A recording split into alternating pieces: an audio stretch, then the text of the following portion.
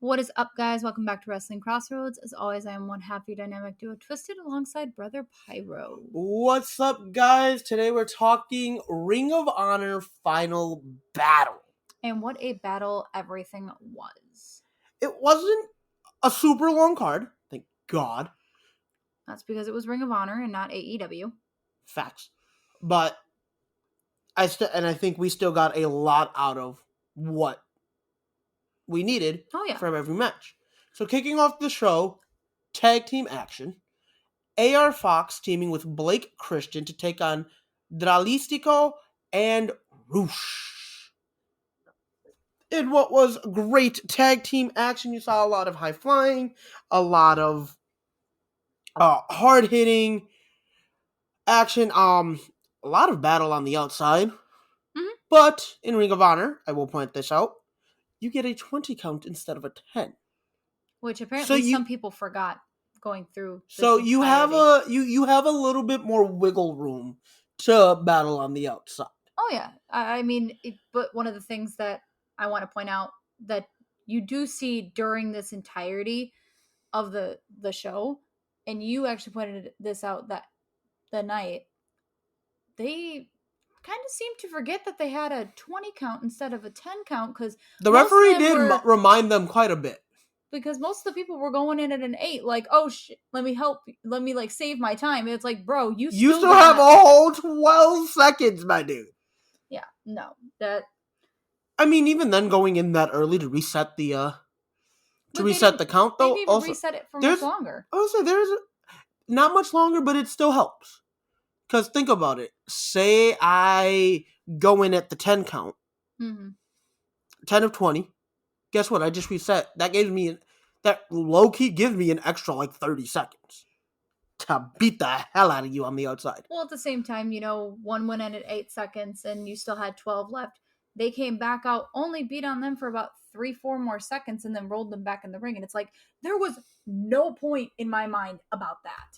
Okay, I can see where you're coming from. But picking up the win, much to the surprise of even themselves, were AR Fox and Blake Christian. AR's reaction after he got the 3 count was was I supposed to win? Was that supposed to happen? Yeah. Was it you saw the confusion on his face, and it was kind of funny.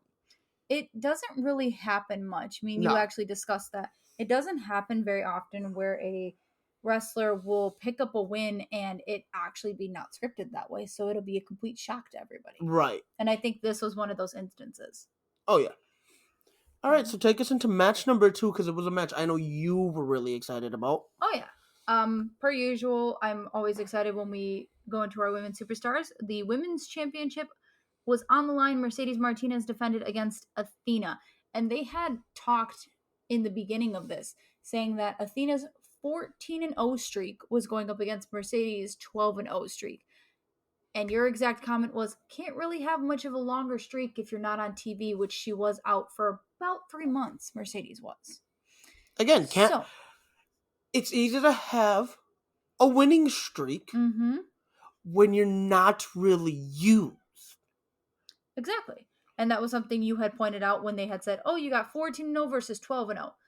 My point stood up for both of them women. Oh, yeah. As much as I don't want to take those shots, I'm going to. If you're not being featured regularly or booked in matches, it's easy to say, oh, yeah, they're on a 14-match winning streak when, they're sitting here not being featured at all. But picking up the win, much to your discretion to start this off, and I can say that, much to your discretion, your new Ring of Honor Women's Champion, Athena. I want to point out one thing that I did see on social media, one thing that I did notice in her career. She has won both the two titles in her home state of Texas. Mm-hmm. The Ring of Honor Women's World Championship and NXT's Women's Championship. Yep. And I didn't think it was going to matter, seeing as there was no plan for Ring of Honor to really be featured or anything to begin with, and technically Athena is an AEW talent, not a Ring of Honor talent. So I didn't think it was gonna happen. I mean, once we had finished with the initial pay-per-view, I had seen something on social media. Oh, I'm gonna get into all of that at the end here. Alrighty, we'll leave that for you then. Headphone warning. Oh yeah, let's immediately. We'll give it a pre-warning. We'll give it a pre-warning now, and then we're gonna give it another pre-warning before you go off on your tangent. Oh yeah. Take us through the next match. Shane Taylor and JD Griffey from Shane Taylor Promotions taking on Swerve in Our Glory. I do love that they went through the entirety of the backstory and relation to Shane Taylor and a Mr. Keith Lee. Because at one point we're number one contenders for the ROH Tag Team titles. And right before they were set to go to battle, Lee kind of left Taylor high and dry, signing elsewhere. Is how we cover them as well. Yeah, that is we cover them literally signed to NXT. He and left Taylor without any warning. So I can see the hostility coming from Shane Taylor's part. Like, you're supposed to be my boy. We were tag team partners. We were supposed to go for this. This was our moment. And you basically gave me two of these. And because we don't provide video, I'm holding up the forbidden finger. Read between the lines. Pretty much.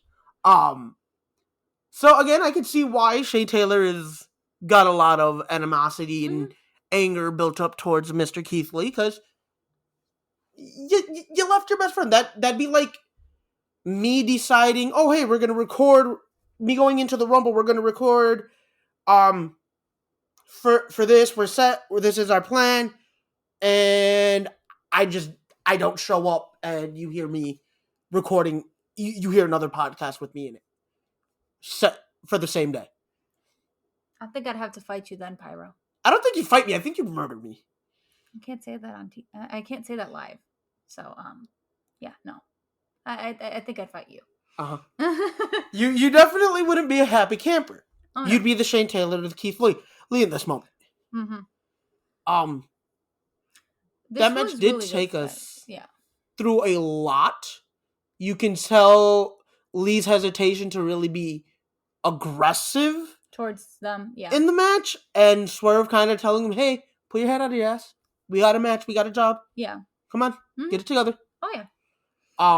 Eventually leading to Swerve kind of walking out. Deuces. Oh, and leaving Lee to fend for himself. However, that really didn't work out in Swerve's favor now, did it? No, it didn't, because picking up the win for his team, the limitless Keith Lee. I mean, it was beautiful back and forth. There was a lot of storytelling, like you had said. I feel that, and I'm probably going to take what you were going to say, but I feel that they should work and talk a bit more on the storyline of Shane Taylor and Keith Lee and maybe get them back together. I don't say get them back together, but I think the blow off or the closing of this story, at least the final chapter, should end with Lee Taylor one-on-one. Wherever they decide to go from there is on them. But I think we need that ending. We need that ending to be what it is. Okay. All right. Ring of Honor World 6-Man Tag Team Championship. That is a mouthful. Yeah. We saw Dalton Castle and the boys put their titles on the line against Gates of Agony and Brian Cage, known as the Embassy. Personally, there was a lot in this match, and it was really hard for me to get into. There was not a lot of storytelling, I can say. I mean, it's hard to have storytelling when in reality, because of how little any of the Ring of Honor talent is featured, at this point, it is this was more or less a match for the sake of having a match. But at the same time, and kind of trying to draw in eyes to the product, I guess. But they didn't do any. None of these guys had previously had a story involved with each other going into it. So there can't be a story being told. There was just a lot going on, and it was just really hard for me to get invested into this match. No matter how great everything was, it was just really hard to get invested personally. I mean, I enjoyed it, but that's because I got to see a lot of talent that I haven't seen in a while. Mm-hmm. But picking up the win, and another change in titles, your new tag team champions are the Embassy. And I'm okay with it because Brian Cage is finally got some gold around his waist, which he deserves. All right. I know a match you were really looking forward to. Take us into the next one. Pure Wrestling Championship. Daniel Garcia, Wheeler Yuta. Is this 2 or 3? I think this is part 2. Either way it goes, the rematch that we've all been wanting really, really, really put into perspective a lot of things. There's something that you had noticed because with the rules of the pure championship one, you get one warning for a closed fist before you are disqualified. Mm-hmm. Both of those men exuded their warning pretty damn early in the match.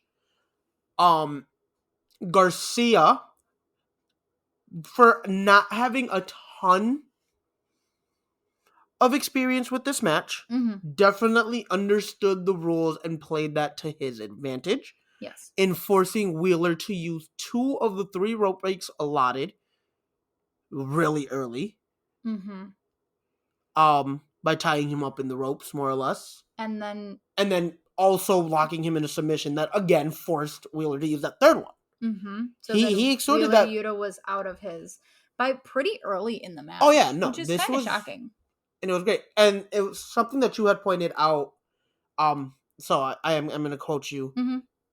Never really understood how many rope breaks happen in a match until you sit down and watch a pure wrestling match. Yep.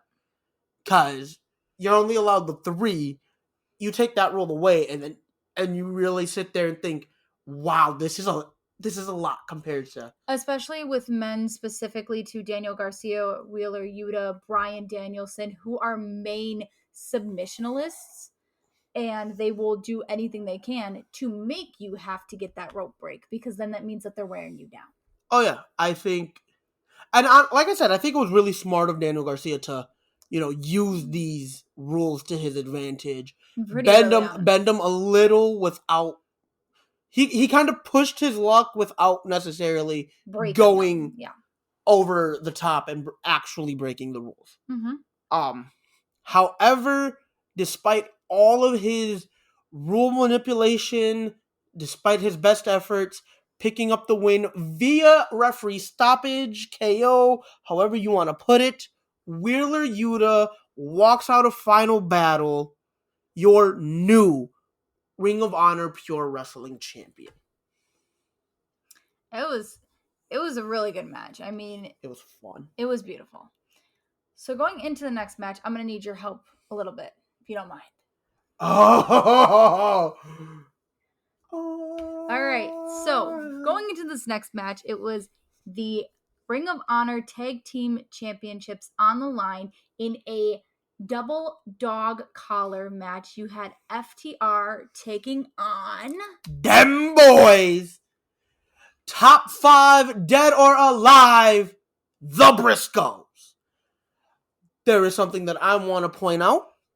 A few accolades that were brought up during their entrance. Okay, during the entrance. 1,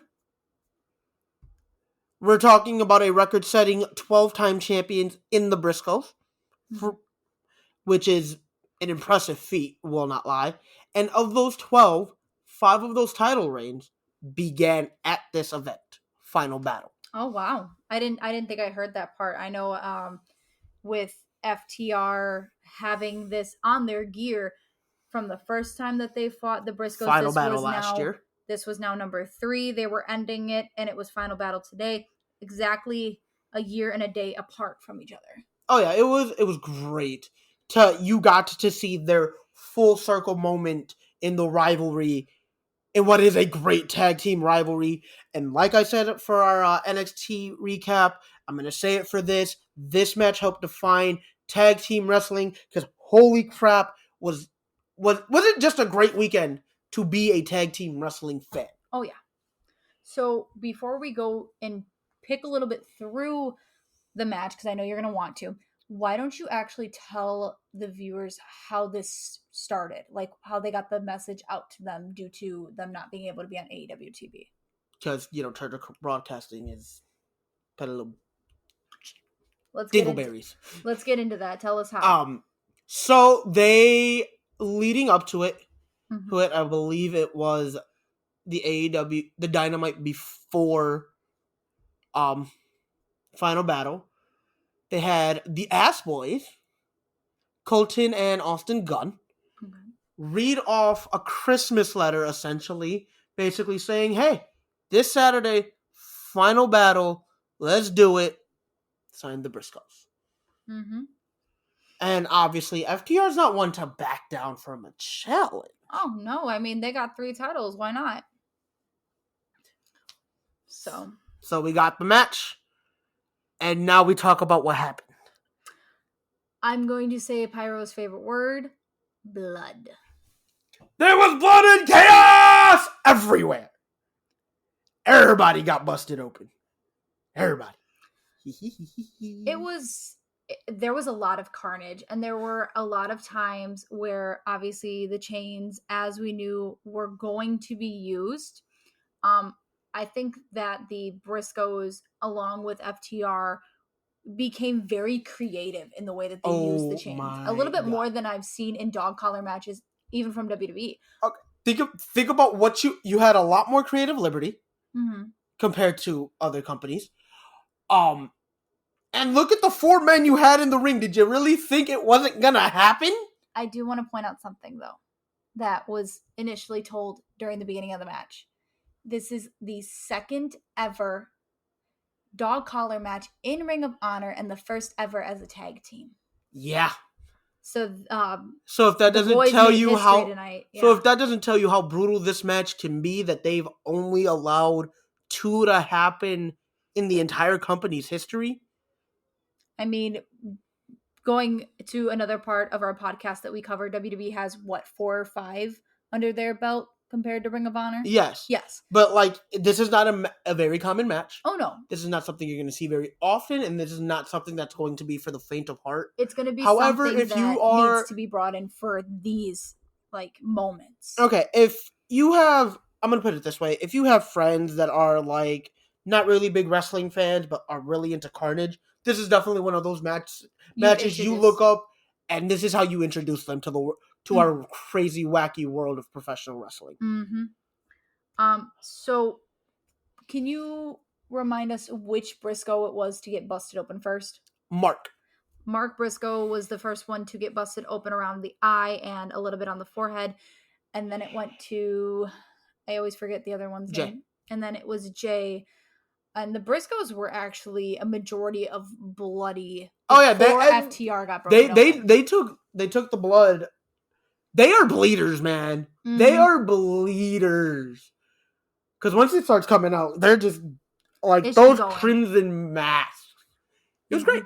Then you had FTR. At one point, one of the refs got busted open. Yep. I knew you were going to call that out because you were very excited that the refs. I was like, oh my god, yes! We busted open the ref for this.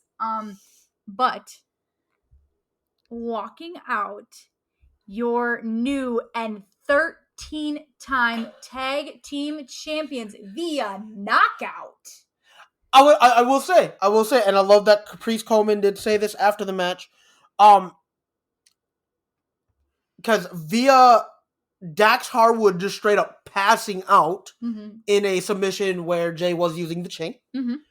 Had Dax not passed out, the match definitely still would have been going. And mind you, there was about a 5-minute break between matches. So the refs can, get themselves situated, get the ring situated, discard all the blood and whatnot. So there was a solid 5-minute window. So that just tells you what kind of competitors these guys are. Oh, yeah. But yeah, so adding to their record, another tag team title reign. Now 6 coming out of final battle. 13 times. Dem boys! Mark and Jay Briscoe. I know you were very happy about that. That was something that very much shocked you. I, again, didn't think it was going to happen. Because, again, with no plan for the future of ROH, I didn't think Tony Khan was going to care enough about the titles to give us those title changes, to give us, something we kind of all wanted. Take us into post-match. Post-match, thank you. Colton and Austin Gunn post Briscoe's walking out of the ring decide they're going to attack FTR and cut their little promo of, hey, we're here to be the best and we're going to take out everybody that stands in our way. We're starting with y'all, which understandable because, again, going into that night, they were holding 3 championships for 3 different companies. The Briscoes come in, chase them out of the ring. Kind of a little late, but I understand because the Briscoes needed to get a bit cleaned up. Not even just cleaned up. I'm pretty sure they just needed to breathe. Take a moment, man. Like that, you could tell they was all beat up, tired. But they come back out, chase them out the ring. Dax gets on the mic and is like, you know what? If this is what you want, we coming. We're coming for you. I mean, there wasn't much that you could hear from Dax. Oh no, but he still kind of made his point. He made his point of, hey, you want to come after us? Fine, get ready for this ass whooping. The Briscoes are 13-time champions. I'm sorry, but like the Briscoes will forever remain one of my absolute favorite tag teams. Like they will forever be in my top 3, my personal top 3. I don't care what anybody gotta say. My top 3 all time, Mark and Jay Briscoe, because they have yet to put on a bad match. All right. Well, why don't you also take us into the next match? Ring of Honor Television Championship. Juice Robinson challenging Ring of Honor Television Champion, the King of TV, Samoa Joe. And he has the right to claim that because he also is the TNT champion over at AEW. When did we go to a fast food joint? A&W is up the street. You know what? I corrected myself. You know what? Anyway. I'm your brother. What did you expect? Anyway, in what did tell a pretty good story, hard-hitting, very fast-paced. Match was actually shorter than I expected. I'm not gonna lie. A lot considering shorter, the guys that we had in the ring, I was okay with it, but at the same time, I wish they could have gotten just a little bit of time. But then again, where do you shave that? Where do you shave? What do you cut or what do you shorten to give them that? But after a muscle buster, a coquina clutch, and a few other hard-hitting moves, walking out of Texas, still TV champion Samoa Joe. Yeah, I have nothing to say on the match. You pretty much covered everything. So I'm gonna. There wasn't a lot to cover for that. Exactly. I'm gonna jump right into the next one. Ring of Honor World Championship match. Chris Jericho El Ocho took on Claudio Castagnoli for the coveted prize of Ring of Honor. This match told a lot. Well, think about everything that was on the line. Not only was it for the title, this really did define Claudio's freedom. If Claudio Castagnoli did lose this match to Chris Jericho, he would have to join the Jericho Appreciation Society. I mean, we could, if Jericho won, we could have seen a reunion. We the people. I don't think they would have brought that back, but I will never not look at those two and not side by side and not see them with them Coulter in the freaking motorized scooter. Oh yeah. Like, if you look, you are not going to tell me that that's not instantly where your head goes to, because if it's not, you're lying. No, I just try to not picture Zeb Coulter anymore. That man haunted my nightmares enough. Anyways, this match was very hard hitting, told what it needed to, showed a lot of how much Claudio is saying, I'm here for this, and I deserve to be in the title picture, more or less. Do you want to tell them the ending of this match that made you very, very confused? Okay, but you missed it too. You missed the ending too. So I don't want to hear it. Picking up the win in a very unique way via the swing. Thank God we have the swing back to what it should be. Thank you, wrestling gods. Anyway, mid-swing, Jericho taps out, giving Claudio the W, and now we enter the second reign of Claudio Castagnoli as ROH World Champion. Yep. But it did happen really fast, so if you didn't catch it right away, like, we had to rewind. Rewind to see it, because I was like, what? But I'm very happy for him, and the fact that Wheeler Yuta came out to celebrate was very sweet. That is not the post-match celebration that I want to talk about. Former Ring of Honor champion and wrestling legend Jerry Lynn came out there as well to congratulate the man. I'm sorry, I love you, Wheeler, but get on Jerry Lynn's level, and then maybe I'll get as excited. No disrespect, but I just thought it was legend. I just thought it was nice because you kind of see the crumbling of the Blackpool Combat Club, and he was still like, yo, I feel like you're my best friend, you're my brother, but I'm going to come out and I'm going to support you, even if our group is pretty much crumbling down. Oh yeah, I do love the show of support and the show of love that they have. But again, the fact that Jerry Lynn was even there surprised me, because I didn't think he was there. Well, they showed him a couple times during the match. I did not notice. So that's on me. Well, that does conclude the end of Final Battle. Ring of Honor Final Battle. However, once again, headphones. Headphone warning. Go. All right. Screw you, Tony Khan. If you think I'm going to sit here, get onto a whole revamped website that was the Honor Club, pay $10 a goddamn month to be able to watch this on a weekly basis, and then you're going to give me the pay-per-view on that same website 90 days after it initially airs for that $10 price?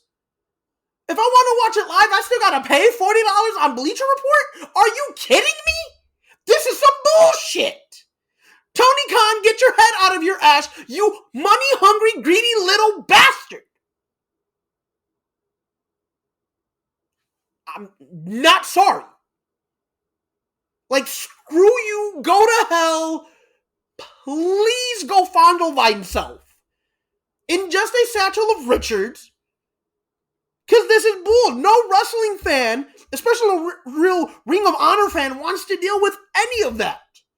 If you didn't have an initial plan, you shouldn't have bought the damn company.